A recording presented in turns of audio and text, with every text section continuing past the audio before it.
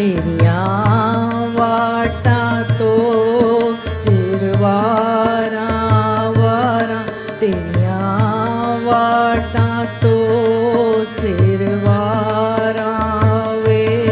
कदी आ मिल यार प्यारिया वे, कदी आ मिल यार प्यारिया वे।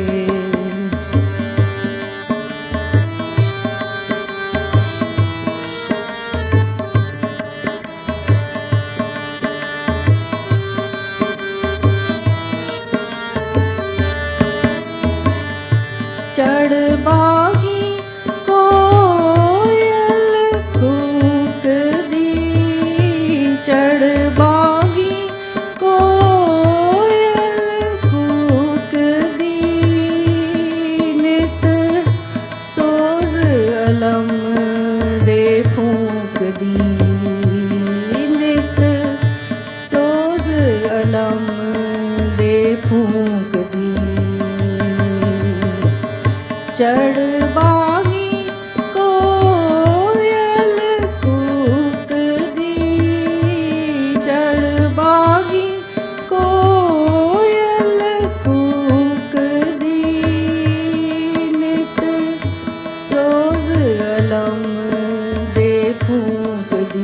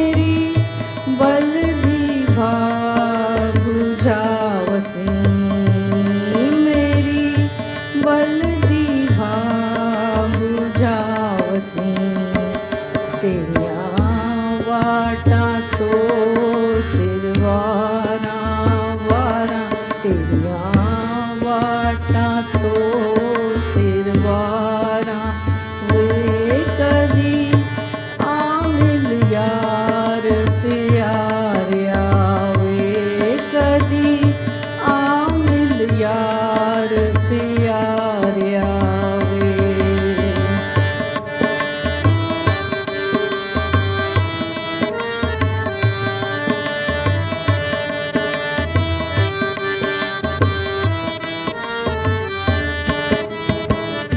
तेरिया वाटा तो सिरवारिया तेरिया वाटा तो सिरवारिया कदी आमिल यार प्यारिया कदी आमिल यार प्यारिया वे तेरिया वाटा तो सिरवारा वारा तेरिया वाटा तो सिरवारा वे कदी आमिल यार प्यारिया वे कदी आमिल यार कदी आमिल यार कदी आमिल यार प्यारिया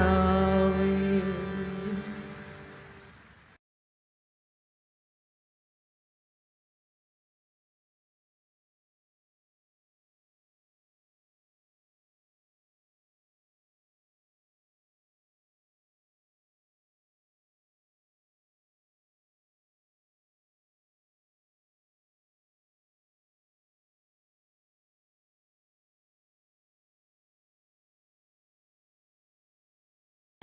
प्यारे बुजुर्गों, माताओं, भरावों ते भैनों, असी सब बुल्ले शाह ਦੇ लिखे हुए कुछ वचन सुन रहे सी। बुल्ले शाह जिन्होंने बहुत ही प्यार वाला किया गया। बुल्ले शाह जो कि छोटी जी उम्र में ही चाहते सी कि रब नूं पान, और उन्होंने बहुत जगह जाके रब नूं पान की छानबीन की थी, लेकिन उन्होंने तसल्ली नहीं हुई। कभी एक जगह गए, कभी दूसरी जगह गए, कभी तीसरी जगह गए, तो किसी ने उन्होंने कहा कि इनायत शाह एक मुर्शिद है, तो तुसी उन्होंने कोल जाओ। और क्योंकि ये चाहते सी रब नूं पाना, तो इनायत शाह जी कोल गए, और वो एक गार्डनर सीगे, माली का काम करते थे। तो उन्होंने अपने आश्रम में इन्हों किसी काम में लगा दिता। वो जमाना ऐसा सी कि जब असी किसी महापुरुष को जाते सी तो सानू किसी न किसी सेवा लगा देंगे सी। तो इन्हों कुछ बूटे इतों चुक के उत्थे लगाने का काम दिता, कुछ उतों तोड़ के इतने लगाने का काम दिता, कोई इतने कैरी बनाने का काम, कोई बूढ़े नूं पानी देने का काम दिता। तो एक हफ्ता गुजर गया, 2 हफ्ते गुजर गए, 3-4 हफ्ते गुजर गए। तो एक दिन बुल्ले शाह सोचन लगा कि मैं तो रब नूं ढूंढन आया सी, तो मैं तो सिर्फ कभी इतों बूटा इतों पुट के उत्ते लगा देना, कभी कैरी नूं बना देना, कभी पानी दे देना। तो लगे है तो कोई मैं कुछ सीख नहीं रहा काम की चीज़। तो जिन इनायत शाह जी आए उथे, तो उन्होंने उन्होंने कॉर्नर किया और कहा कि मैं तो रब नूं पाण आया सीगा, तो तुसी तो मैनू बूढ़ा के काम में लगा दिता है। तो इनायत शाह हसन लगे और कहा कि साईं का की पावना, इधरों पुटना तो उधरों लाना, कि रब नूं पाण की की मुश्किल हैगी है। ध्यान दुनिया तो हटा के इत्थे 10वें द्वार ते टिकाओ। बुल्ले शाह ਦੀ ਜ਼ਿੰਦਗੀ ਦੇ ਕਈ ਵਾਕਿਆ ਹੈਗੇ ਨੇ ਕਿ ਕਿੰਜ ਜਦ ਇਨਾਇਤ ਸ਼ਾਹ ਨੇ ਉਹਨਾਂ ਨੂੰ ਇਹ ਦੱਸਿਆ ਤੇ ਉਹਨਾਂ ਦੀ ਜ਼ਿੰਦਗੀ ਕਿੰਨੀ ਚੇਂਜ ਆਇਆ ਔਰ ਕਿਤਨੇ ਪਿਆਰ ਦੀ ਜ਼ਿੰਦਗੀ ਉਹਨਾਂ ਦੀ ਸੀ। ਉਹ ਆਪਣੇ ਮੁਰਸ਼ਿਦ ਨਾਲ, ਆਪਣੇ ਸਤਿਗੁਰੂ ਨਾਲ ਬਹੁਤ ਪਿਆਰ ਕਰਦੇ ਸੀ, ਉਹਨਾਂ ਦੇ ਬਗੈਰ ਜੀ ਨਹੀਂ ਸਕਦੇ ਸੀਗੇ। ਇਹਨਾਂ ਰੂਹਾਨੀਅਤ ਦਾ ਕੁਝ ਅਸੂਲ ਹੈ ਕਿ ਜਿਹੜੇ ਸਾਡੇ ਐਕਸਪੀਰੀਅੰਸਿਸ ਅਨੁਭਵ ਹੁੰਦੇ ਨੇ ਉਹ ਸਾਡੇ ਵਾਸਤੇ ਹੀ ਹੁੰਦੇ ਨੇ। ਔਰ ਉੱਥੇ ਵੀ ਉਸ ਆਸ਼ਰਮ ਦਾ ਵੀ ਇਹੋ ਅਸੂਲ ਸੀ ਜਾਂ ਡੇਰੇ ਦਾ ਅਸੂਲ ਸੀਗਾ ਕਿ ਜੋ ਵੀ ਐਕਸਪੀਰੀਅੰਸਿਸ ਹੋਣ ਕਿਸੇ ਨੂੰ ਰੂਹਾਨੀ ਦੇ ਆਪਣੇ ਤੱਕ ਰੱਖੇ। ਪਰ ਬੁੱਲੇ ਸ਼ਾਹ ਨੂੰ ਇਤਨੇ ਐਕਸਪੀਰੀਅੰਸ ਹੁੰਦੇ ਸੀ ਕਿ ਉਹ ਇਤਨਾ ਫੁੱਲਾ ਰਹਿੰਦਾ ਸੀ, ਇਤਨਾ ਖੁਸ਼ ਰਹਿੰਦਾ ਸੀ ਕਿ ਸਮਾ ਨਹੀਂ ਸਕਦਾ ਸੀ ਕਿ ਬਈ ਮੈਂ ਕਿਸ ਨੂੰ ਦੱਸਾਂ, ਤਾਂ ਉਹਦੇ ਮੂੰਹ 'ਚੋਂ ਨਿਕਲ ਹੀ ਜਾਂਦਾ ਸੀ ਕੁਝ ਨਾ ਕੁਝ। ਜਦ ਕਦੀ ਇੱਥੇ ਨਿਕਲ ਗਿਆ, ਕਦੀ ਉੱਥੇ ਨਿਕਲ, ਕਿਉਂਕਿ ਐਕਸਪੀਰੀਅੰਸਿਸ ਉਹਨੂੰ ਬਹੁਤ ਹੋ ਰਹੇ ਸੀਗੇ। ਅਤੇ ਜਦ ਜਿਹੜੇ ਉੱਥੇ ਦੇ ਕਰਤੇ ਦਰਦਾ ਸੀ, ਉਹਨਾਂ ਨੂੰ ਪਤਾ ਲੱਗਿਆ ਕਿ ਬੁੱਲੇ ਸ਼ਾਹ ਤੇ ਆਪਣੇ ਅੰਦਰ ਦੇ ਐਕਸਪੀਰੀਅੰਸ ਦੱਸ ਰਿਹਾ, ਤਾਂ ਉਹਨਾਂ ਨੇ ਸ਼ਿਕਾਇਤ ਕਰ ਦਿੱਤੀ। ਅਤੇ ਡਿਸੀਜ਼ਨ ਇਹ ਮੇਕ ਕੀਤਾ, ਕਿਉਂਕਿ ਜਦ ਕਰਤਾ ਧਰਤਾ ਸਾਰੇ ਸ਼ਿਕਾਇਤ ਲੈ ਕੇ ਗੁਰੂ ਜੀ ਕੋਲ ਆਏ, ਉਹਨਾਂ ਨੇ ਵੀ ਸੋਚਿਆ ਕਿ ਇਹ ਤਾਂ ਕੰਮ ਠੀਕ ਨਹੀਂ, ਅਤੇ ਉਹਨੂੰ ਬੈਨਿਸ਼ ਕਰ ਦਿੱਤਾ ਕਿ ਵੀ ਤੂੰ ਇੱਥੇ ਰਹਿ ਨਹੀਂ ਸਕਦਾ। ਹੁਣ ਇੱਕ ਸੱਚੇ ਸ਼ਿਸ਼ ਵਾਸਤੇ ਆਪਣੇ ਗੁਰੂ ਤੋਂ ਦੂਰ ਰਹਿਣਾ ਬਹੁਤ ਮੁਸ਼ਕਿਲ ਹੈ। ਉਹ ਤੜਪਦਾ ਹੈ, ਇਤਨਾ ਤੜਪਦਾ ਕਿ ਉਹ ਕਹਿੰਦੇ ਨੇ ਕਿ ਅਗਰ ਇੱਕ ਤੀਰ ਤੁਹਾਡੇ ਦਿਲ ਵਿੱਚ ਲਗੇ, ਅਗਰ ਤੀਰ ਆਰ ਪਾਰ ਹੋ ਜਾਏ ਫਿਰ ਤਾਂ ਕੋਈ ਗੱਲ ਨਹੀਂ, ਦਿਲ ਟੁੱਟ ਗਿਆ, ਬੰਦਾ ਗਿਆ, ਖਤਮ। ਲੇਕਿਨ ਤੀਰ ਉੱਥੇ ਜਾ ਕੇ ਅੜ ਜਾਏ, ਉਹ ਕਦੀ ਇੰਝ ਹਿੱਲੇ ਅਤੇ ਕਦੀ ਇੰਝ ਹਿੱਲੇ ਅਤੇ ਕਦੀ ਇੰਝ ਹਿੱਲੇ, ਤਾਂ ਉਹਦਾ ਪੇਨ, ਉਹਦਾ ਦਰਦ ਹਰ ਵੇਲੇ ਰਹਿੰਦਾ। ਤਾਂ ਕਹਿੰਦੇ ਨੇ ਕਿ ਇੱਕ ਸ਼ਿਸ਼ਯ ਨੂੰ ਗਰਮ ਸਲਾਖਾਂ 'ਤੇ ਚੱਲਣਾ ਮਨਜ਼ੂਰ ਹੈ, ਲੇਕਿਨ ਆਪਣੇ ਸਤਿਗੁਰੂ ਤੋਂ ਦੂਰ ਰਹਿਣਾ ਮਨਜ਼ੂਰ ਨਹੀਂ।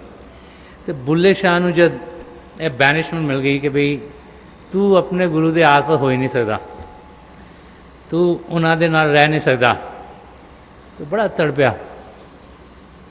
ਜਿੰਨ ਟਾਈਮ ਨਿਕਲੇ ਉਹ ਕੋਸ਼ਿਸ਼ ਕਰੇ ਕਿ ਮੈਂ ਆਪਣੇ ਗੁਰੂ ਨੂੰ ਕਿਨ ਦੇਖਾਂ, ਲੇਕਿਨ ਰੁਕਾਵਟ ਸੀ, ਕਿਤੇ ਜਾ ਨਹੀਂ ਸਕਦਾ ਸੀ। ਅਤੇ ਜਿੰਨ ਉਹਦੀ ਜ਼ਿੰਦਗੀ ਦਾ ਵਾਕਿਆ ਦੱਸਿਆ ਜਾਂਦਾ ਕਿ ਕੋਈ ਟੋਲੀ, ਉਹ ਟਾਈਮ ਸੀ ਜਦ ਕਿ ਸੂਫੀਜ਼, ਜਿਹੜੇ ਸੂਫੀ ਹੁੰਦੇ ਨੇ, ਉਹ ਮਿਊਜ਼ਿਕ ਔਰ ਡਾਂਸ ਦੇ ਜ਼ਰੀਏ ਰੱਬ ਨੂੰ ਪਾਉਣ ਦੀ ਕੋਸ਼ਿਸ਼ ਕਰਦੇ ਨੇ। ਇੱਕ ਸੂਫੀ ਦਾ ਕੋਈ ਟੋਲੀ ਜਾਣੀ ਸੀਗੀ ਇਨਾਇਤ ਸ਼ਾਹ ਦੇ ਸਾਹਮਣੇ ਪਰਫਾਰਮ ਕਰਨ ਵਾਸਤੇ, ਅਤੇ ਬੁੱਲੇ ਸ਼ਾਹ ਨੇ ਵੀ ਆਪਣਾ ਵੇਸ਼ ਬਦਲ ਕੇ ਇੱਕ ਡੈਂਸਿੰਗ ਗਰਲ ਬਣ ਕੇ, ਨੱਚਣ ਵਾਲੀ ਬਣ ਕੇ ਉਹ ਟਰੋਵੇ ਚਲਾ ਗਿਆ।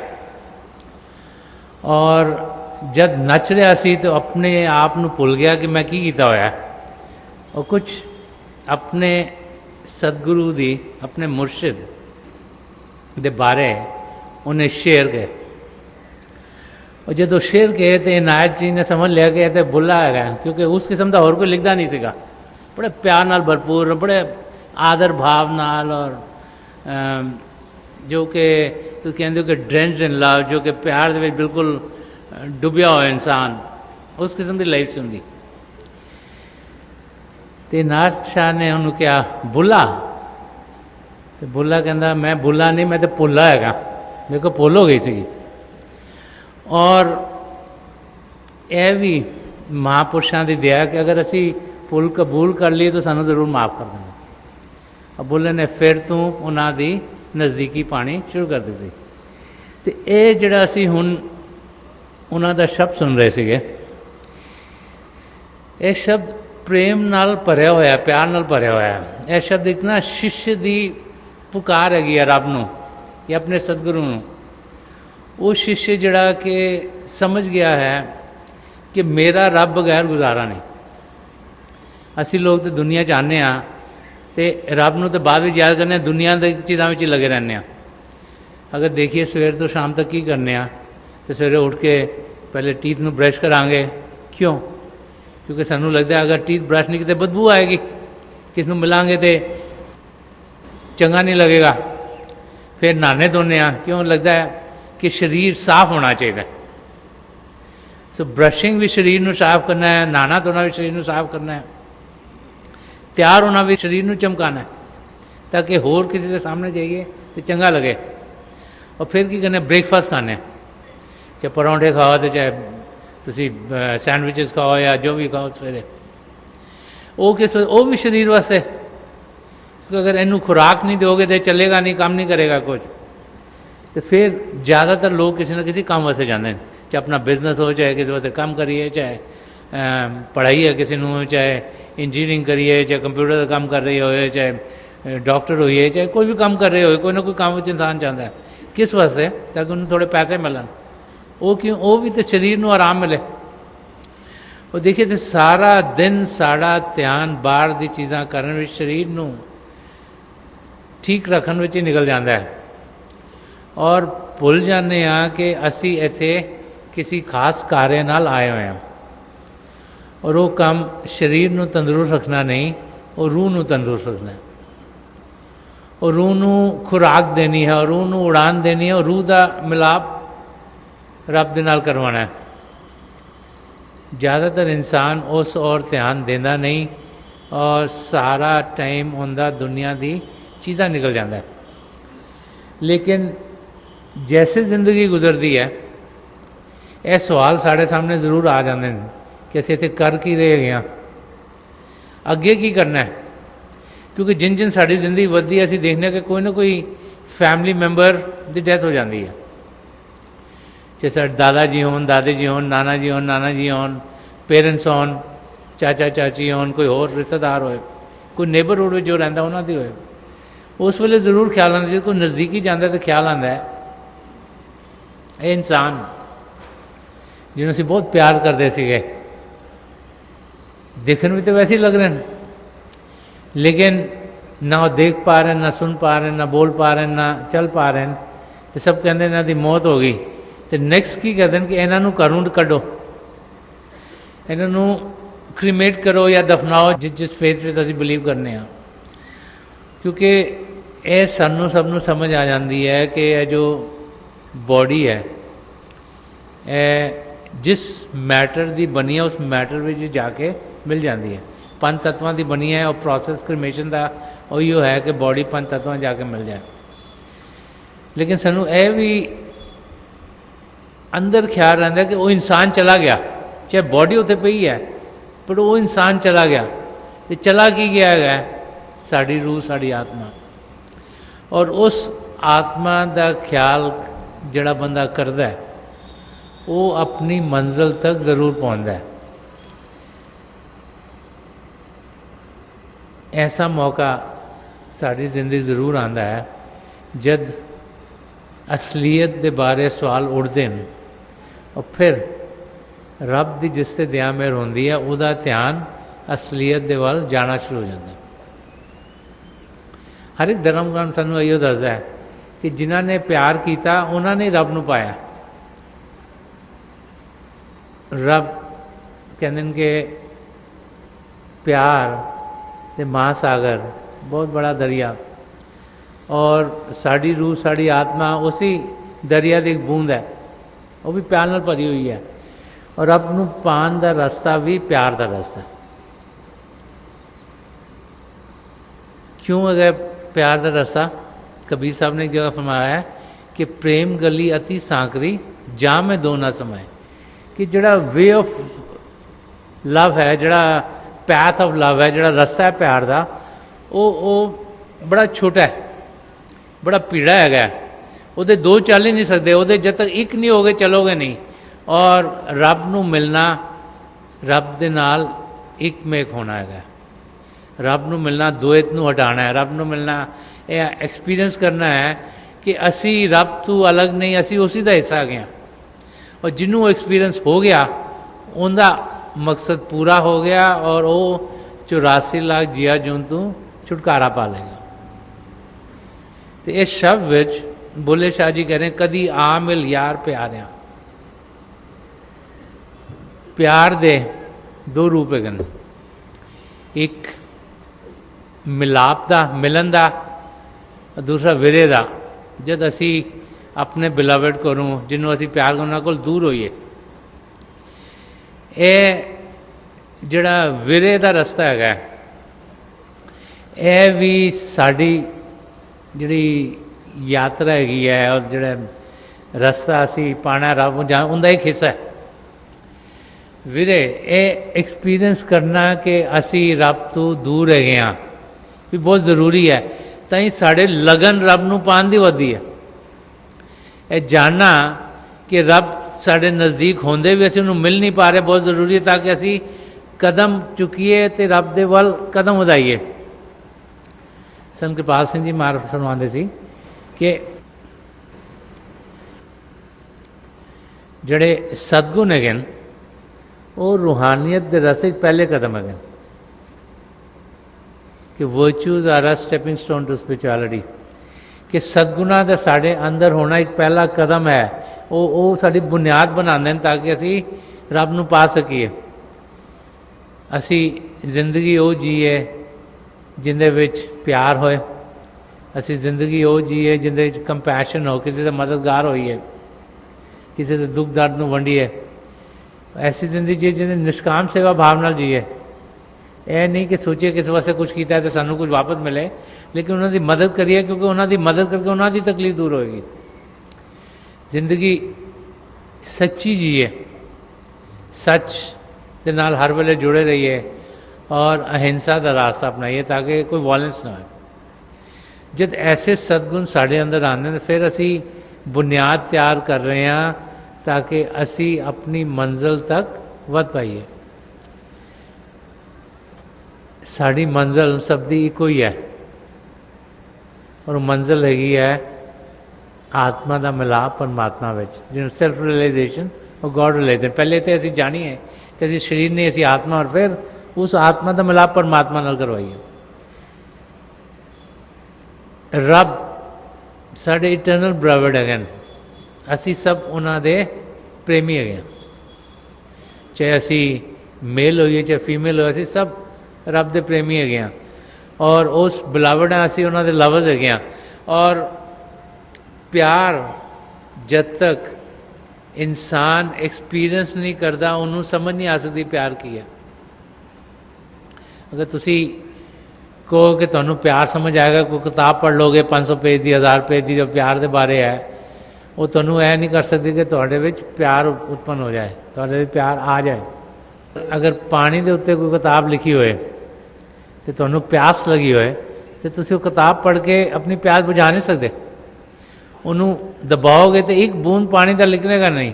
चाहे 500 पेज की किताब हो लिखा हुआ जी पानी पहाड़ों से निकलता है और आंदा है बाहरों आंदा है, और वो पानी के कई वेफर्स भी बनते हैं तो आइस भी बनती है, हाइड्रोजन और ऑक्सीजन मिलाओ H2O वाटर, तो वो कई करैक्टरिस्टिक्स हो सकती हैं और हर चीज़ को साफ कर देता है एंड मैनी अदर करैक्टरिस्टिक्स पानी की पढ़ सकते हो। लेकिन किताब पढ़ के एक बूंद पानी का तुहानू मिलेगा नहीं। और सेम चीज़ प्यार दे नाल है। प्यार कीता नहीं जाता, हो जाता है। हुंदा किंज है, संदर्शन सिंह जी महाराज बार बार फरमाते सी कि love emanates in the heart of the beloved, कि पहले प्रेम साढ़े सतगुरु के जरिए सानू आंदा है, रब के जरिए प्रेम आंदा है। साढ़े सतगुरु की कर रहे हैं, वो चाह रहे हैं कि साढ़े कनैक्शन रब दे नाल हो। उन्हां दा काम इहो है कि वो साड़ी रूह नूं रब दे नाल जोड़न, वो सानू अपने आप जोड़न नहीं है, वो सानू रब दे नाल जोड़न है। तुहाडे चों जिन्हां ने फिजिक्स कैमिस्ट्री पढ़ी होएगी तो स्पेशली कैमिस्ट्री विच अगर दो एलीमेंट्स होंदे हैं और वो मिल नहीं रहे तो एक तीजा कैटलिक एजेंट पा दे तो दोनों मिल जाते हैं। इंज ये साड़ी आत्मा भी है और परमात्मा भी है, लेकिन दे नॉट गेटिंग टूगेदर, मिल नहीं रहे। और शरीर के विच है दोनों, कितने दूर नहीं। तो सतगुरु एक्ट्स लाइक अ कैटलिक एजेंट, दोनों का मिलाप करांदा।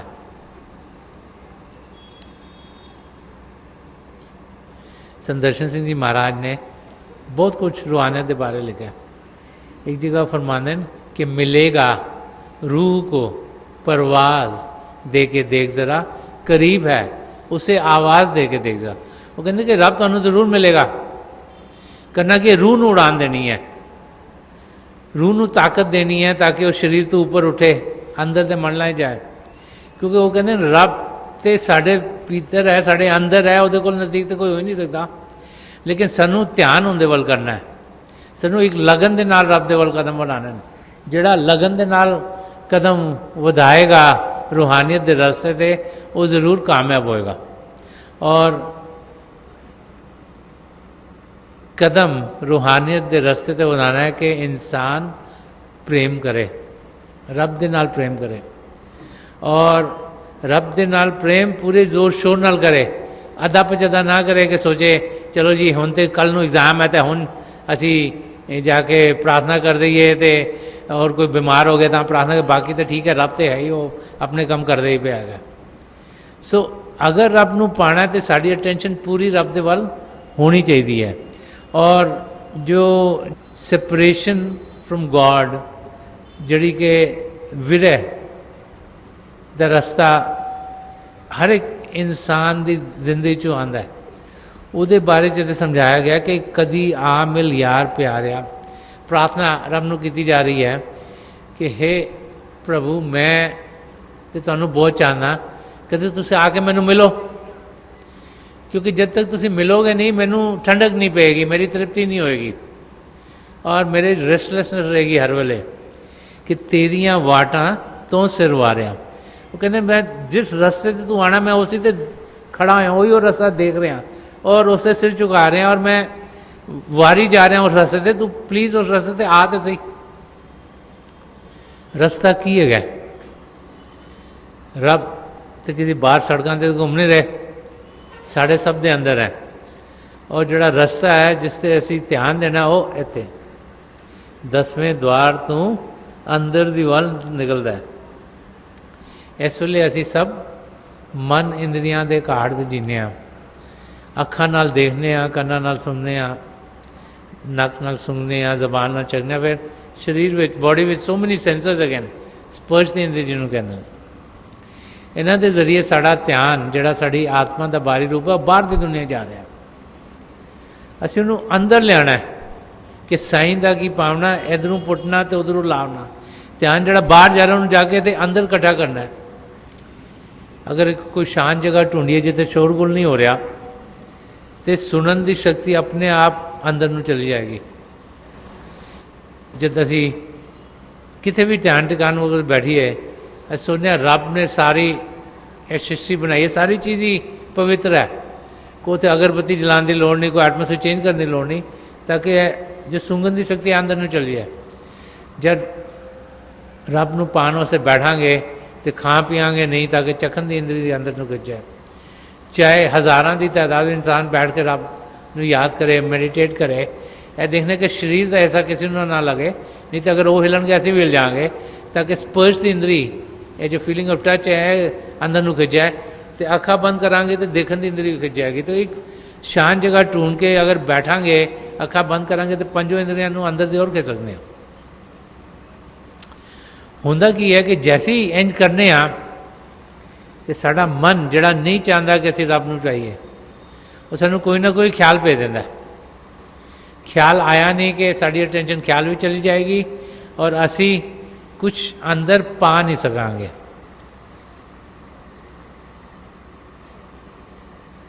जिहड़ा भजन सिमरन करन दा तरीका है उहदे मन नूं शांत करना बड़ी जरूरी है। तो मन नूं असी रब दे वल लगाने आ, इस करके रब दे नां दे जाप जिन्होंने सिमरन किया, सिमरन रब दे नां दे जाप नूं कहंदे। सिमरन करना जरूरी है पर उच्चा नहीं करना, उच्चा करांगे जबान ते जरूर होएगा तो कन्नां नूं सुनाई देगा तो ध्यान बाहर दी ओर जाएगा। तो असी मन ही मन रब दे नां दा जाप करना, जो मन ही मन करने आ तो मन में फिर कोई ताकत नहीं रहिंदी कि वो सानू कोई ख्याल पै सके। और उस स्टेट विच जो शरीर शांत हो गया, मन तो कोई सानू ख्याल नहीं आ रहे, साढ़े सामने अंधेरे सानू रोशनी दे चिन्ह दिखने शुरू हो जाते हैं। सर्कल्स ऑफ लाइट, रोशनी आके जा रही हैं, रोशनियाँ तरह तरह की दिखती हैं, सुनहरी, लाल, नीली, पीली, हरी, किसी भी रंग की रोशनी दिख सकती है। टाइम के नाल असी देखने रोशनी टिक गई हैं तो हो की रहा, रोशनी किसी तो बाहरों नहीं आ रही, सब दे अंदर रोशनी हैगी है। जब सारा ध्यान टिकता है सानू रोशनी दिखाई देती है, जब ध्यान टुट जाता है वो सानू अंधेरा अंधेरा दिखता है। टाइम के नाल प्रैक्टिस के नाल ਸਾਡਾ ਧਿਆਨ ਜ਼ਿਆਦਾ ਟਿਕਣਾ ਸ਼ੁਰੂ ਹੋ ਜਾਂਦਾ ਔਰ ਸਾਨੂੰ ਰੋਸ਼ਨੀਆਂ ਹਰ ਵੇਲੇ ਦਿਖਦੀਆਂ, ਪਲੱਸ ਅਸੀਂ ਉਹਦੇ ਕੋਲ ਅੱਗੇ ਵੀ ਨਿਕਲ ਜਾਂਦੇ ਹਾਂ। ਆਸਮਾਨ, ਸਿਤਾਰੇ, ਚੰਦਰਮਾ, ਸੂਰਜ, ਕਈ ਅੰਦਰ ਹੋਰ ਚੀਜ਼ਾਂ ਦੇਖਣ ਨੂੰ ਮਿਲਦੀਆਂ। ਔਰ ਫਿਰ ਜਿਹਨੂੰ ਇਨਰ ਗਾਈਡ ਕਿਹਾ ਗਿਆ ਹੈ, ਉਹਦੇ ਸਾਨੂੰ ਦਰਸ਼ਨ ਹੁੰਦੇ ਨੇ, ਤਾਂ ਕਿ ਉਹ ਸਾਨੂੰ ਇਹ ਜੋ ਪਿੰਡ ਦਾ ਦੇਸ਼ ਜਿਹਦੇ 'ਚ ਅਸੀਂ ਰਹਿ ਰਹੇ ਹਾਂ ਉਹਦੇ ਕੋਲ ਅੱਗੇ ਅੰਨ ਦਾ ਦੇਸ਼ ਹੈ, ਬ੍ਰਹਮੰਡ ਦਾ ਦੇਸ਼ ਹੈ, ਪਾਰ ਬ੍ਰਹਮ ਦਾ ਦੇਸ਼ ਹੈ ਔਰ ਸੱਚਖੰਡ ਦਾ ਦੇਸ਼ ਹੈ, ਉੱਥੇ ਤੱਕ ਲੈ ਜਾਣ। ਅਤੇ ਉਸ ਰਸਤੇ ਦੀ ਇੱਥੇ ਗੱਲ ਕੀਤੀ ਜਾ ਰਹੀ ਹੈ ਕਿ ਮੈਂ ਇੰਤਜ਼ਾਰ ਵਿੱਚ ਬੈਠਾ, ਅਤੇ ਸਾਡਾ ਕੰਮ ਕੀ ਹੈਗਾ? ਸਰੀਰ ਨੂੰ ਸ਼ਾਂਤ ਕਰਨਾ, ਮਨ ਨੂੰ ਸ਼ਾਂਤ ਕਰਨਾ, ਔਰ ਰੋਸ਼ਨੀਆਂ ਔਰ ਸਿਤਾਰਾ, ਚੰਦਰਮਾ, ਸੂਰਜ ਨੂੰ ਪਾਰ ਕਰਦੇ ਆਪਣੇ ਗੁਰੂ ਦੇ ਨੂਰੀ ਸਰੂਪ ਤੱਕ। ਨੂਰੀ ਸਰੂਪ ਉਹਨੂੰ ਕਹਿੰਦੇ ਨੇ ਜਿਹਦੇ 'ਚ ਰੋਸ਼ਨੀ ਨਿਕਲੇ ਪਹੁੰਚਣਾ। ਅੱਗੇ ਦਾ ਕੰਮ ਸਾਡੇ ਸਤਿਗੁਰੂ ਦਾ, ਜੋ ਸਾਡੇ ਵਾਸਤੇ ਬਿਹਤਰ ਆ ਉਸ ਯਾਤਰਾ 'ਤੇ ਉਹ ਸਾਨੂੰ ਲੈ ਕੇ ਜਾਂਦੇ ਨੇ। ਅਤੇ ਕਹਿ ਰਹੇ ਨੇ ਕਿ ਮੈਂ ਤੇਰਾ ਇੰਤਜ਼ਾਰ ਕਰ ਰਿਹਾ, ਮੈਂ ਅਭਿਆਸ ਵਿੱਚ ਬੈਠਿਆ ਹੋਇਆ, ਮੈਂ ਬੈਠਣਾ ਚਾਹ ਰਿਹਾ, ਔਰ ਪਲੀਜ਼ ਆ ਕੇ ਮੈਨੂੰ ਆਪਣੇ ਨੂਰੀ ਸਰੂਪ ਦੇ ਦਰਸ਼ਨ ਦਿਓ, ਤਾਂ ਕਿ ਮੈਂ ਜਿਹੜੀ ਯਾਤਰਾ ਜਿਸ 'ਤੇ ਜਾਣਾ ਉਸ 'ਤੇ ਮੈਂ ਜਾ ਸਕਾਂ। ਔਰ ਅਗਲੇ ਵਰਸ ਵਿੱਚ ਦੱਸ ਰਹੇ ਹੈਗੇ ਕਿ ਚੜ ਬਾਂਗੀ ਕੋਇਲ ਕੂਕਦੀ। ਕੋਇਲ ਦਾ ਐਗਜ਼ਾਮਪਲ ਲਿੱਤਾ ਹੈ ਕਿ ਜਿਹੜੀ ਕੋਇਲ ਹੈ ਉਹ ਦੇਖਣ ਤਾਂ ਬਿਲਕੁਲ ਕਾਲੀ ਹੁੰਦੀ ਹੈ, ਬਟ ਉਹਦੀ ਆਵਾਜ਼ ਬੜੀ ਮਧੁਰ ਹੈ। ਉਹਦਾ ਐਗਜ਼ਾਮਪਲ ਲਿੱਤਾ ਹੈ ਕਿ ਬਈ ਮੌਸਮ ਵੀ ਜਦ ਬਸੰਤ ਦਾ ਆਉਂਦਾ ਹੈ, ਬਾਰਿਸ਼ਾਂ ਦਾ ਆਉਂਦਾ, ਉਸ ਵੇਲੇ ਕੋਇਲ ਨਿਕਲ ਕੇ ਕੂਦਦੀ ਹੈ ਔਰ ਉਹਦੀ ਆਵਾਜ਼ ਬੜੀ ਖੂਬਸੂਰਤ ਹੁੰਦੀ ਹੈ। ਔਰ ਉਹ ਵਾਲਾ ਟਾਈਮ ਮਿਲਣ ਦਾ ਟਾਈਮ ਗਿਣਿਆ ਜਾਂਦਾ ਹੈ, ਬਸੰਤ ਰਿਤੂ, ਬਾਰਿਸ਼ ਦਾ ਟਾਈਮ, ਜਦ ਲਵਜ਼ ਬਲਵਡ ਮਿਲਦੇ ਨੇ। ਤੇ ਕਹਿੰਦੇ ਚੜ ਬਾਗੀ ਕੋਇਲ ਕੂਕਦੀ, ਨਿਤ ਸੋਜ ਅਲਮ ਦੇ ਫੂਕਦੀ। ਉਹ ਕਹਿੰਦੇ ਜਦ ਮੈਂ ਕੋਇਲ ਦੀ ਆਵਾਜ਼ ਨੂੰ ਸੁਣਨਾ ਤੇ ਮੇਰੇ ਅੰਦਰ ਸੈਡਨੈਸ ਹੋਰ ਭਰ ਜਾਂਦੀ ਹੈ, ਕਿਉਂਕਿ ਇਹ ਟਾਈਮ ਐਸਾ ਆ ਗਿਆ ਮਿਲਣ ਦਾ ਔਰ ਮੇਰਾ ਮਿਲਨ ਹੋ ਨਹੀਂ ਰਿਹਾ। ਇਹ ਸਮੇਂ ਆ ਗਿਆ ਜਦ ਕਿ ਬਾਹਰ ਦਾ ਐਟਮੋਸਫੇਅਰ ਵੀ ਐਸੇ ਹੋ ਗਿਆ ਕਿ ਜਿਹਦੇ ਵਿੱਚ ਮਿਲਾਪ ਹੋ ਰਿਹਾ, ਲੇਕਿਨ ਮੇਰਾ ਅੰਦਰ ਵਿੱਚ ਰੱਬ ਦੇ ਨਾਲ ਮਿਲਾਪ ਨਹੀਂ ਹੋ ਰਿਹਾ। ਬਾਬਾ ਫਰੀਦ ਨੇ ਇੱਕ ਜਗ੍ਹਾ ਬਹੁਤ ਕੋਇਲ ਦੇ ਬਾਰੇ ਵਿੱਚ ਬਹੁਤ ਅੱਛਾ ਫਰਮਾਇਆ। ਬਾਬਾ ਫਰੀਦ ਫਰਮਾਉਂਦੇ ਨੇ ਕਿ ਕਾਲੀ ਕੋਇਲ ਤੂੰ ਕਿਤ ਗੁਣ ਕਾਲੀ। ਸਵਾਲ ਕਰਦੇ ਨੇ ਕੋਇਲ ਨੂੰ ਕਿ ਕੋਇਲ ਤੂੰ ਤਾਂ ਇਤਨਾ ਖੂਬਸੂਰਤ ਗਾਨੀ ਹੈ, ਤੇਰੀ ਆਵਾਜ਼ ਇੰਨੀ ਮਧੁਰ, ਤੂੰ ਕਾਲੀ ਕਿਉਂ ਹੈ? ਕੋਇਲ ਬੜਾ ਪਿਆਰ ਨਾਲ ਜਵਾਬ ਦਿੰਦੀ ਹੈ ਕਿ ਆਪਣੇ ਪ੍ਰੀਤਮ ਕੀ ਹੋ ਬਿਰਹੇ ਜਾਲੀ। ਕਹਿੰਦੀ ਮੈਂ ਵੀ ਗੋਰੀ ਹੁੰਦੀ ਸੀਗੀ, ਮਗਰ ਮੇਰੇ ਪ੍ਰੀਤਮ ਮੇਰੇ ਤੋਂ ਪਰੇ ਸੀ, ਔਰ ਮੈਂ ਰੋਜ਼ ਉਹਨਾਂ ਦੇ ਬਾਰੇ ਸੋਚ ਕੇ, ਔਰ ਜਿੰਜ ਐਸ ਵਜ਼ੇ ਉਹਨਾਂ ਅੱਗੇ ਵੀ ਕਹਿ ਗਏ ਤਪ ਤਪ ਲੋ ਲੋ हाथ मरोड़ो और बावल हो गई सो लोड़ो, के अपने प्रीतम के याद में कभी हथ मरोड़ियाँ, कभी मैनू गर्मी लग रही है, कभी ठंड लग रही है, कभी भुख नहीं लग रही, कभी मेरी हालत इतने खराब हो रही उत्थे खराब हुई है, तो मैं सुकड़ गई काली हो गई उन्हों की याद दे विच। इस किस्म का प्रेम जिस दे विच हुंदा है, इस किस्म की लगन जिस दे विच हुंदी है रब नूं पाउण दी, वो रब नूं जरूर पाउंदा इंसान। ये नहीं कि पार्ट टाइम लवर कि जब ज़रूरत है तो पूजा कर ली, पाठ कर लिया और प्रेयर कर ली, और जब काम हो गया तो बाय बाय जी सत श्री अकाल। अगर रब नूं चाहना है तो पूरी अटेंशन रब विच होनी चाहिए। बार बार सानू महापुरुष दसदे कि अगर असी सब तो ज़रूरी काम करना है, सब तो जरूरी काम की है अपने आप में जानना और रब नूं पाना, ताकि 84 लाख जीव जंतु साडा छुटकारा होए। असीं सब तो 84 लाख जीव जंतु फसे हुए हैं। कर्म करने एक होर होनी मिल जाती है, फिर कर्म करने फिर कोई होर होनी मिल जाती है, फिर कुछ होर कर्म करने फिर कुछ होर लग्या रहिंदा साडे नाल। ते हुण खाली इस मानव चोले विच ही असीं अपने आप नूं सही रूप विच जान सकते हैं और रब नूं पा सकते हैं। तो इसी करके इनू एक गोल्डन अपॉर्चुनिटी कहा गया। इस शरीर नूं हरी मंदिर क्यों कहते हैं कि रब इहदे विच बस रहा। रब तो किते बाहर तो नहीं ना किते बैठा होया, रब साढ़े सब दे अंदर है। असी अंदर दी दुनिया कदम बढ़ाना। गुरु अर्जन देव जी महाराज ने फरमाया कि सब कुछ घर में बाहर ना आए, ये सब कुछ साढ़े अंदर है, रब साढ़े अंदर है, वो ज़्यादा चाहिए की है कि बाहर टोले सो बरम बुलाए। जो ਬਾਹਰ ਦੀ ਦੁਨੀਆ ਰੱਬ ਨੂੰ ਢੂੰਢੇ, ਉਹ ਭਰਮਾਂ ਵਿੱਚ ਹੀ ਭਰਾ ਰਹੇਗਾ, ਉਹਨੂੰ ਇਲੂਜ਼ਨਰੀ ਵਰਡ ਵਿੱਚ ਰਹੇਗਾ, ਮਾਇਆ ਦੀ ਦੁਨੀਆ 'ਚ ਘੁੰਮਦਾ ਰਹੇਗਾ, ਕਿਉਂਕਿ ਅਸਲੀਅਤ ਸਾਡੇ ਅੰਦਰ ਹੈ। ਔਰ ਉਸ ਅਸਲੀਅਤ ਨੂੰ ਪਾਉਣ ਵਾਸਤੇ ਮਹਾਂਪੁਰਸ਼ ਸਾਨੂੰ ਅੰਦਰੂਨੀ ਰਾਸਤਾ ਦਿਖਾਉਂਦੇ ਚਲੇ ਜਾਂਦੇ। ਹਰ ਇੱਕ ਧਰਮ ਦੇ ਨਾ ਦੋ ਪਹਿਲੂ, ਇੱਕ ਨੂੰ ਐਗਜ਼ੋਟੈਰਿਕ ਸਾਈਡ ਕਹਿੰਦੇ, ਇੱਕ ਐਜ਼ੋਟੈਰਿਕ ਸਾਈਡ।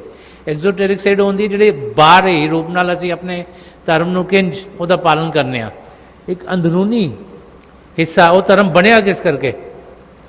ਜਿਤਨੇ ਵੀ ਸੰਤ ਮਹਾਂਪੁਰਸ਼ ਹਨ, ਅਗਰ ਉਹਨਾਂ ਦੇ ਤੁਸੀਂ ਲਾਈ ਪੜ੍ਹੋ, ਉਹਨੂੰ ਕੋਈ ਨਾ ਕੋਈ ਰੱਬ ਦਾ ਐਕਸਪੀਰੀਅੰਸ ਹੋਇਆ ਉਹਨਾਂ ਨੂੰ। ਉਹ ਰੱਬ ਦਾ ਐਕਸਪੀਰੀਅੰਸ ਉਹਨਾਂ ਨੇ ਸ਼ਾਂਤ ਅਵਸਥਾ 'ਚ ਪਾਇਆ। ਮਹਾਤਮਾ ਬੁੱਧ ਬੋਟਰੀ ਦੇ ਥੱਲੇ ਬੈਠੇ ਧਿਆਨ ਟਿਕਾਇਆ ਤਾਂ ਉਹਨਾਂ ਨੂੰ ਕੁਝ ਅਨੁਭਵ ਹੋਇਆ।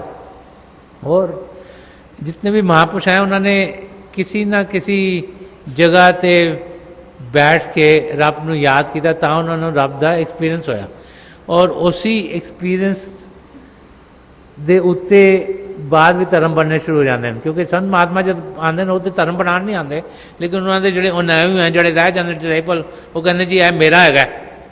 ਉਹ ਫਿਰ ਆਪਣਾ ਉਹਦੇ ਬਾਅਦ ਸ਼ੁਰੂ ਕਰਦੇ ਨੇ ਉਹਨਾਂ ਦੀ ਟੀਚਿੰਗਸ ਦੇ ਬਾਰੇ। ਅਤੇ ਮਹਾਂਪੁਰਸ਼ ਜਦ ਵੀ ਆਉਂਦੇ ਨੇ ਉਹ ਇਹੋ ਸਮਝਾਉਂਦੇ ਨੇ ਕਿ ਅਸੀਂ ਸਭ ਰੱਬ ਦੀ ਸੰਤਾਨ ਹੈਗੇ ਹਾਂ, ਅਸੀਂ ਰੱਬ ਨੂੰ ਪਾਉਣਾ ਹੈ। 84 ਲੱਖ ਜੀਆ ਜੋ ਨੂੰ ਫਸੇ ਹੋਏ ਹਾਂ, ਅਸੀਂ ਇੱਥੋਂ ਜੋ ਨਿਕਲਣਾ, ਨਿਕਲਾਂਗੇ ਕਿੰਝ, ਰੱਬ ਨੂੰ ਪਿਆਰ ਕਰਾਂਗੇ। ਇਸੇ ਕਰਕੇ ਬਹੁਤ ਸਾਰੇ ਧਰਮ 'ਚ ਹੈ ਕਿ ਜਿੰਜ ਲਵ ਯੋਰ ਨੇਬਰ ਜਸਟ ਲਾਈਕ ਯੋਰਸੈਲਫ, ਕਿ ਜਿਹੜਾ ਤੁਹਾਡੇ ਨਾਲ ਵੀ ਰਹਿੰਦਾ ਉਹਨੂੰ ਵੀ ਉਤਨਾ ਪਿਆਰ ਕਰੇ ਜਿੰਨਾ ਆਪਣੇ ਆਪ ਨੂੰ। ਕਿਉਂ? ਕਿਉਂਕਿ ਉਹ ਤੁਹਾਡੇ ਤੋਂ ਅਲੱਗ ਨਹੀਂ, ਉਹ ਵੀ ਤੁਸੀਂ ਹੈਗੇ ਹੋ, ਕਿਉਂਕਿ ਉਹਦੇ ਵਿੱਚ ਵੀ ਰੱਬ ਦਾ ਇੱਕ ਹਿੱਸਾ ਉਹਨੂੰ ਜ਼ਿੰਦਗੀ ਦੇ ਰਿਹਾ।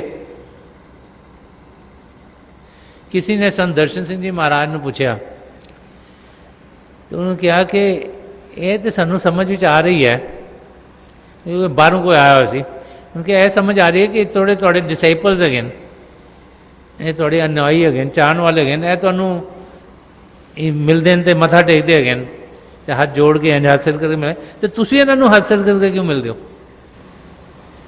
ਸ਼ਿਸ਼ ਗੁਰੂ ਨੂੰ ਤੇ ਕਰ ਰਿਹਾ ਅਤੇ ਗੁਰੂ ਸ਼ਿਸ਼ ਨੂੰ ਕਿਉਂ ਕਰ ਰਿਹਾ ਹੈਗਾ? ਤਾਂ ਉਹਨਾਂ ਨੇ ਹੱਸ ਕੇ ਕਿਹਾ ਕਿ ਮੈਂ ਉਹਨਾਂ ਨੂੰ ਨਹੀਂ, ਉਹਨਾਂ ਦੇ ਅੰਦਰ ਜੋ ਰੱਬ ਹੈ ਉਹਨੂੰ ਮੱਥਾ ਟੇਕ ਰਿਹਾ, ਕਿ ਮੈਂ ਉਹਨਾਂ ਨੂੰ ਨਹੀਂ ਦੇਖ ਰਿਹਾ, ਮੈਂ ਤਾਂ ਰੱਬ ਨੂੰ ਦੇਖ ਰਿਹਾ ਉਹਨਾਂ ਦੇ ਅੰਦਰ। ਅਗਰ ਇਹ ਅੱਖ ਖੁੱਲੀ ਹੋਏ ਤਾਂ ਸਭ ਦੇ ਵਿੱਚ ਸਾਨੂੰ ਰੱਬ ਹੀ ਦਿਖਾਈ ਦਿੰਦਾ। ਕਿਉਂ? ਕਿਉਂਕਿ ਰੱਬ ਦਾ ਹਿੱਸਾ ਹੀ ਸਭ ਨੂੰ ਜਾਣ ਦੇ ਰਿਹਾ। ਆਤਮਾ ਕੀ ਹੈ? ਪਰਮਾਤਮਾ ਦਾ ਅੰਸ਼, ਪਰਮਾਤਮਾ ਦਾ ਹਿੱਸਾ। ਉਸ ਆਤਮਾ ਨੂੰ ਜੋ ਜ਼ਰੂਰੀ ਹੈ ਉਹ ਸਾਨੂੰ ਕਰਨਾ ਚਾਹੀਦਾ, ਉਹ ਅਸੀਂ ਕਰਦੇ ਨਹੀਂ। ਅਸੀਂ ਸਰੀਰ ਨੂੰ ਹੀ ਤੰਦਰੁਸਤ ਰੱਖਣ ਵਾਸਤੇ ਚੀਜ਼ਾਂ ਕਰਦੇ ਰਹਿੰਦੇ ਹਾਂ। ਅਤੇ ਇੱਥੇ ਉਹ ਇਹੀਓ ਸਮਝਾ ਰਹੇ ਹੈਗੇ ਨੇ ਕਿ ਮੌਸਮ ਪ੍ਰੇਮ ਦਾ ਆਇਆ ਹੋਇਆ ਹੈ, ਬਟ ਇਹ ਸਤਿਗੁਰੂ ਤੁਸੀਂ ਮੈਨੂੰ ਦਿਖ ਨਹੀਂ ਰਹੇ, ਤੁਸੀਂ ਮੈਨੂੰ ਮਿਲ ਨਹੀਂ ਰਹੇ, ਔਰ ਮੇਰੀ ਕਸ਼ਿਸ਼ ਹੋਰ ਵੱਧਦੀ ਚਲੀ ਜਾ ਰਹੀ ਹੈ। ਇਹ ਵੀ ਪਾਰਟ ਆਫ ਇਹ ਜਿਹੜਾ ਪਿਆਰ ਦਾ ਖੇਡ ਹੈ, ਇਹਦਾ ਹਿੱਸਾ ਹੈਗਾ ਕਿ ਸਾਡੀ ਤਪਸ਼ ਹੋਰ ਵੱਡੇ, ਸਾਡਾ ਪੈਸ਼ਨ ਹੋਰ ਵੱਡੇ, ਤਾਂ ਅਸੀਂ ਫਿਰ ਕਦਮ ਰੱਬ ਨੂੰ ਪਾਉਣ ਵਾਸਤੇ ਉਠਾਂਗੇ। ਇਸ ਦੁਨੀਆ 'ਚ ਅਗਰ ਤੁਸੀਂ ਕੁਝ ਬਣਨਾ ਹੈ, ਤੁਹਾਡਾ ਅਗਰ ਪੈਸ਼ਨ ਹੋਗਾ ਤੁਸੀਂ ਬਣੋਗੇ। ਅਗਰ ਲੈਟਸ ਸੇ ਤੁਸੀਂ ਡਾਕਟਰ ਬਣਨਾ ਚਾਹੁੰਦੇ ਹੋ, ਜਦ ਤੱਕ ਤੁਹਾਡਾ ਪੈਸ਼ਨ ਤੁਸੀਂ ਬਣ ਨਹੀਂ ਸਕਦੇ। ਇੰਜੀਨੀਅਰ ਬਣਨਾ ਚਾਹੁੰਦੇ ਹੋ, ਅਕਾਊਂਟੈਂਟ ਬਣਨਾ ਚਾਹੁੰਦੇ ਹੋ, ਕਾਰਪੈਂਟਰ ਬਣਨਾ ਚਾਹੁੰਦੇ ਹੋ, ਜੋ ਚੀਜ਼ ਵੀ ਤੁਸੀਂ ਬਣਨਾ ਚਾਹੁੰਦੇ ਹੋ ਇਸ ਦੁਨੀਆ 'ਚ, ਉਹਦਾ ਤੁਹਾਡੇ ਅੰਦਰ ਇੱਕ ਜਨੂਨ ਜਿਹਾ ਹੋਣਾ ਚਾਹੀਦਾ। ਜੇ ਜਨੂਨ ਹੋਏਗਾ ਉਹਦੇ ਅੰਦਰ ਤੁਹਾਨੂੰ ਉਹਨੂੰ ਬਣਨ ਦਾ, ਤਾਂ ਜ਼ਰੂਰ ਬਣੋਗੇ। ਅਤੇ ਅਗਰ ਰੱਬ ਨੂੰ ਪਾਉਣਾ ਹੈ ਤਾਂ ਸਾਡੇ ਅੰਦਰ ਉਹ ਜਨੂਨ ਹੋਣਾ ਬਹੁਤ ਜ਼ਰੂਰੀ ਹੈ। ਇੱਥੇ ਬੁੱਲੇ ਸ਼ਾਹ ਜੀ ਆਪਣਾ ਇੱਕ ਸ਼ਿष्य ਗੁਰੂ ਨੂੰ ਕੀ ਪ੍ਰਾਰਥਨਾ ਕਰਦਾ ਹੈ ਉਹ ਸਮਝਾ ਰਹੇ ਨੇ ਕਿ ਵੀ ਕਿਸ ਕਿਸਮ ਦੀ ਲਾਈਫ ਹੈ ਸੱਚੇ ਸ਼ਿष्य ਦੀ ਹੋਣੀ ਚਾਹੀਦੀ ਹੈ। ਔਰ ਅੱਗੇ ਕਹਿ ਰਹੇ ਨੇ ਕਿ ਮੈਨੂੰ ਤਤੜੀ ਕੋ ਸ਼ਾਮ ਵਿਸਾਰਿਆ, ਕਦੀ ਆ ਮਿਲ ਯਾਰ ਪਿਆਰਿਆ। ਸ਼ਾਮ ਲਾਰਡ ਕ੍ਰਿਸ਼ਨ ਜੀ ਮਹਾਰਾਜ ਨੂੰ ਸ਼ਾਮ ਕਰਕੇ ਕਿਹਾ ਕਿ ਮੈਂ ਜੋ ਕਿ ਰੱਬ ਦੇ ਨਾਲ ਬਹੁਤ ਪਿਆਰ ਕਰ ਰਹੀ ਹਾਂ, ਆਪਣੇ ਸਤਿਗੁਰੂ ਨਾਲ ਬਹੁਤ ਪਿਆਰ ਕਰ ਰਹੀ ਹਾਂ, ਮੈਂ ਤਾਂ ਉਹਨਾਂ ਨੇ ਛੋੜ ਦਿੱਤਾ, ਉਹ ਤਾਂ ਮੈਨੂੰ ਆ ਕੇ ਮਿਲ ਹੀ ਰਹੇ। ਔਰ ਪਿਆਰ ਦੇ ਵਿੱਚ ਕੀ ਹੈ ਕਿ ਪਿਆਰ ਦੇ ਵਿੱਚ ਥੋੜ੍ਹੀ ਜਿਹੀ ਸ਼ਿਕਾਇਤ ਜਾਇਜ਼ ਹੈ।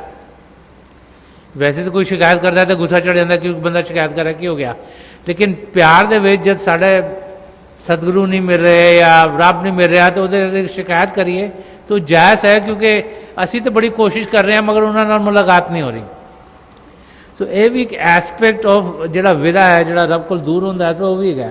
तो इत्थे भी वो बुल्ले शाह जी भी इहो कर रहे हैं शिकायत, तो कह रहे हैं कि मैनू तुसीं छोड़ क्यों दिता है, क्योंकि असी सब सोचने हाँ कि रब बहुत बिजी है। असी सोचने उन्होंने तो करोड़ों करोड़ों करोड़ों जीवां का ख्याल करना है, तो साड़ा ख्याल क्यों करनगे। और बहुत सारे ना असी सोचने कि असी तो रब नूं मिल नहीं सकते, क्योंकि ना असी उतने सच्चे सुच्चे है हाँ, ना उस असी जिंदगी चंगी बनाई हुई है, ना असी काम चंगे करने, बस भुल जाने कि रब जैसे यूनीवर्सल फादर है, वो सानू बहुत प्यार करते हैं, चाहे सानू लगे चाहे ना लगे, मगर रब सानू बहुत प्यार करते हैं और वो चाहते हैं कि असीं उन्होंने आके मिलीए। और वो भी देख रहे हैं कि किदे अंदर प्यार ज़्यादा है, उन्होंने जल्दी कहते हैं। जिस चीज़ के अंदर प्यार ज़्यादा उमड़ता है, वो रब दे वल तेज़ी नाल वधना शुरू हो जाता है। दुनिया के लोग कई बार सोचते हैं यह तो बावला हो गया। मीरा भाई ने एक जगह लगा कि लोग तो सोच रहे हैं मैं बावली हो गई हाँ, लेकिन मेरा ध्यान रब वल दिन ब दिन वधदा चला जा रहा है। और इहो एक्सपीरियंस साढ़े सब नाल होंदा है, जिद्दा प्यार जिंदी लगन पिता परमेश्वर वधी चली जाती है। दुनिया के लोग सोचते हैं तो पागलपन सो आ गया, क्यों? क्योंकि उस बंदे का ध्यान दुनिया की चीज़ां नहीं रहिंदा। और उस सत्संग में आया तो अपने चप्पल उतारें तो पा के किसी होर दे चप्पल चला जाएगा घर अपने, क्यों? उन्होंने ध्यान नहीं रहिंदा कि मैं चप्पल कड़े लैके आया सी। उस वेले उसका ध्यान चप्पलों नहीं है, उसका ध्यान अपने सतगुरु दे है। एंड सो इस किस्म की अटेंशन जिन्हां दे विच आंदी है, वो अपनी मंजिल दे वल तेजी नाल वधदे ने। बुल्ले शाह जी भी इस शब्द के थ्रू सानू यही समझा रहे हैं कि असी प्यार के रस्ते नू अपनाइए। अगे कह रहे हैं कि बुल्ला शाह कदी कर आवसी मेरी बल्दी वह बुदासी। कह रहे हैं कि मैनू यह पता यकीन है कि रब मैनू मिलन जरूर आएगा, और जो मेरी तड़प हैगी है, जो मेरी लगन है रब नू पाण दी, उन्होंने जरूर बुझाएगा। यह मैनू कोई डाउट नहीं है। एक सच्चे शिष्य नू यह जरूर यकीन हो जाता है कि उनका सतगुरु और रब उन्होंने जरूर अपनी मंजिल तक पहुँचाएंगे। संत दर्शन सिंह जी महाराज ने एक जगह फरमाया कि ना उम्मीदी में सामने साहिल आया। जब बंदा यदि उम्मीद हट जाती है, फिर कोई ना कोई चीज़ ऐसी हो जाती है जब एकदम लगता हाँ रब तो साड़ा ख्याल कर रहा है। जैसे सानू एक तकलीफ होती है, दूजी होती है, असं सोचने ओह रब सानू भुल गया। एक वाकया फुटस्टैप्स इन द सैंड के नाल समझाया जाता है। कहते एक इंसान की मौत हुई, जब मौत हुई तो उन्होंने दिखाया गया कि उनके पद चिन्ह, उनके फुटस्टैप्स के नाल दिखाया गया कि उनकी लाइफ कैसी थी। तो कई जगह तो उन्हें देखा उनके फुटस्टैप्स, कई जगह रब के फुटस्टैप्स सी, जिन दो सैट्स ऑफ फुटस्टैप्स, और कई जगह विच एक सैट ऑफ फुटस्टैप। तो उनका हा रब देखा, जब मैनू तकलीफ सी देखा तू तो गुम ही हो गया, इको फुटस्टैप रह गए। तो रब ने कहा बेगो जरा ध्यान नाल देख, उस वे मैं तेन अपने शोल्डर कंधे ते चुकिया हुआ सी। मेरे फुट देखा डीपर फुटस्टैप्स अगेन, तो मुसीबत भी सी, मैं तेन अपने कंधे ते चुकिया हुआ सी, इस करके खाली मेरे कदम दिख रहे तेरे नहीं दिख रहे। असी भुल जाने, असी सोचने तकलीफ हो और रब सानू भुल गए। मगर अगर रब का सहारा साडी जिंदगी ना होए तो असी जी नहीं सकते। उन्हों की देन है कि इतनी यूनिया के होने के बावजूद उन्होंने सानू मानव चोला दिता, तो कुछ उन्होंने दया दृष्टि साढ़े ते पई ताइयों सानू मानव चोला मिलिया।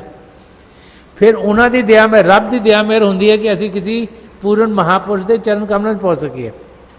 फिर उस महापुरुष की दया मेहर होंदी है कि सानू नाम की देन मिलती है। और फिर जब प्यार साढ़े अंदर उस महापुरुष के जरिए रब वास्ते वधदा है, तो असी रूहानी यात्रा से जाने के लायक होने। यह भी उन्होंने दया। तो अगर रब की और सतगुरु की दया मेहर साड़ी जिंदगी ना होए तो असी अपनी मंजिल की ओर कभी वध ही नहीं पा सकते। इसी करके रब का शुकराना करना बहुत ज़रूरी है। संत दर्शन सिंह जी महाराज ने एक जगह फरमाया कि नफस नफस मुझे लाजिम है शुक्र का सजदा, कि मेरे दोस्त का ऐसा है ज़िंदगी मेरी। वो कहते हर सांस विच मैं अपने सतगुरु और रब का शुक्रिया अदा करना, क्योंकि उन्होंने कारण ही मैं जी रहा। मेरी लाइफ में जो कुछ हो रहा है उन्होंने कारण, उन्होंने मदद करके मैं आया, उन्होंने कारण मेरी आगे जिंदगी चल रही है। और इस किस्म की जिंदगी जो जींदा वो अपनी मकसद तक पहुँचता है। तो जो रब को खाली याद करता है जब मुश्किल आती है तो वो रब की है उन्होंने सही मैंने समझ नहीं सकिया तो बिजनेस हो गया ना। ਅਸੀਂ नहीं कई बार कहते हाँ रब अगर मैं पास हो गया मैं 40 बारी यह कराँगा या मैं 50 बारी इतने जाऊँगा या मैं इतने दिनों वास्ते है अपनी आदत छड़ देंगा। वो तो बिजनेस डील हो गई। रब तू मैनू ऐ देंगा तो मैं ऐ कर देंगा। रब तो साढ़े नाल बिजनेस करने वास्ते नहीं ना आए। उन्हें तो सानू देना देना और देना उन्हें तो को लैना नहीं कुछ भी क्योंकि साढ़े को कुछ है ही नहीं जो उन्होंने नीड है तो उन्होंने को सब कुछ है जो सानू नीड है। असी जब रब का शुकराना अदा करने उन्होंने याद करने उन्होंने प्यार करने तो साढ़े कदम अपनी मंजिल तक अपने आप तेज़ी नाल जाने शुरू हो जाते हैं। तो इस शब्द के जरिए बुले शाह जी साढ़े सब नू जिहड़ा प्यार का रास्ता है वो समझा रहे हैं। जिहड़ा जिहड़ा मैडिटेशन का रास्ता है जिहड़ा रूह नू उड़ान देने का रास्ता है वो कोई बोरिंग रास्ता नहीं। वो नहीं कि बंदा अखां बंद करके बैठा होया है बड़ा सीरियस है। प्यार दे विच खुशियां और आनंद और प्यार दे विच विरे ये दोनों हिस्से प्यार दी रस्ते दे गए। और जो विरे रस्ता उनके बारे इस शब्द विच बुले शाह जी समझा रहे हैं सानू दसन वास्ते कि वो जोड़ा जब जब रब सानू मिलता है और जब ना सानू आनंद उस वेले आंदा है कि भी वो नाल नाल विच विरे का रस्ता भी सानू पार करना पैंदा है उस स्टेज तक पहुँचने वास्ते। यह भी एक एस्पैक्ट है अपनी मंजिल तक पहुँचने का। और जब सानू समझ आएगा तो जब असी उस एस्पैक्ट में गुजर रहे हैं तो असीं बड़े आराम नाल गुजर जाएंगे। असी सब इस जिंदगी विच रब नू पा सकते हैं ये कोई डाउट नहीं है। असी जितने मर्जी पढ़े लिखे होए जितने मर्जी अमीर या गरीब होए जितने मर्जी इंटैलीजेंट होइए उसका कोई फर्क नहीं पैंदा। जिसकी लगन रब वाल होएगी और रब नू पाएगा। जिसकी लगन रब वाल नहीं होएगी चाहे वह दुनिया का सब तो अमीर इंसान है सब तो इंटैलीजेंट इंसान है राजा महाराजा कोई भी और रब नू पा ही नहीं सकता। सो रब नू पान वास्ते एक लगन एक पैशन चाहिए है और वो पैशन जिदे विच आ गई वो अपनी मंजिल तक जरूर पहुँचेगा। बार बार बार कई महापुरुषों समझाते हैं और बुले शाह जी विचार कि वो पैशन साढ़े अंदर जागृत होए ताकि असी ऐसी जिंदगी विच जो जिंदगी का ते है जो अपने आप को जानना है और परमात्मा को पाना पूरा हो जाए। थोड़ी देर के लिए हम सब अभ्यास के लिए बैठ जाए। आप जहाँ भी बैठे आराम से बैठिएगा अपनी आंखें बंद कर लीजिएगा। जो आँखों के डेले सीधे सामने होने चाहिए जैसे 8-10 इंच आपके सामने हो। आंखें बंद करते ही वो भाई बहन जिन्हें नाम की देन मिली है आप सिमरन कीजिएगा। वो भाई बहन जो यहाँ नए हैं आप पिता परमेश्वर के किसी भी जाति नाम का जाप कर सकते हैं। जाप मन ही मन करना ऊंचा नहीं दोहराना। आपका ध्यान आपके सामने होना चाहिए। शुरू में शायद आपको अंधेरा ही अंधेरा दिखे लेकिन थोड़ी देर में उस अंधेरे में आपको रोशनी के चिन्ह दिखेंगे। जो कुछ दिखता है उसके बीच में ध्यान लगाइएगा और समय के साथ आपको लगा जैसे रोशनियाँ टिक गई हैं और आप रोशनी से आ गए। आसमान जिसमें धुंधले धुंधले बादल हों या उसके आगे उसमें सितारे हों वहाँ तक पहुँचेंगे। जब वहाँ पहुँचे जो सबसे मोटा या चमकीला सितारा उसके बीच में ध्यान दीजिए। आप उसे पार कर जाएंगे अंदर के चंद्रमा तक पहुँचेंगे। बड़े प्यार से उसमें देखेंगे तो उससे भी आगे निकल जाएंगे अंदर के सूर्य तक पहुँचेंगे और प्रेम की निगाह से जब उस और देखेंगे तो आप उससे आगे निकल कर अपने गुरु के नूरी स्वरूप तक पहुँचेंगे। जब वहाँ पहुँचे तो उनकी आँखों में देखिएगा और जो जो आपके लिए बेहतर है उसी अंदरूनी यात्रा पर आपके सद्गुरु आपको लेके जाएंगे। तो हमारा काम है शरीर को शांत करना और मन को शांत करना और अपने सद्गुरु के नूरी स्वरूप तक पहुँचना। उसके आगे जो कुछ भी होगा वो उनकी रज़ा से होगा। जो जो अनुभव हमारे बेहतर हैं वो ही अनुभव हमारी ज़िंदगी में आएंगे। तो मेरी हजूर बाबा सावन सिंह जी महाराज परम संत कृपाल सिंह जी महाराज, दयाल पुरुष संत दर्शन सिंह जी महाराज कि चरण कमलों में यही प्रार्थना कि जो जो हम सबके लिए बेहतर हो, ये महापुरुष हमें दें, हमें सबके साथ जोड़ें और हमारे भीतर प्रभु की ज्योत के हमें दर्शन करवाएं। थोड़ी देर में मैं आपको इस बैठक से उठाऊंगा और मेरी शुभकामनाएं आप सबके साथ हैं।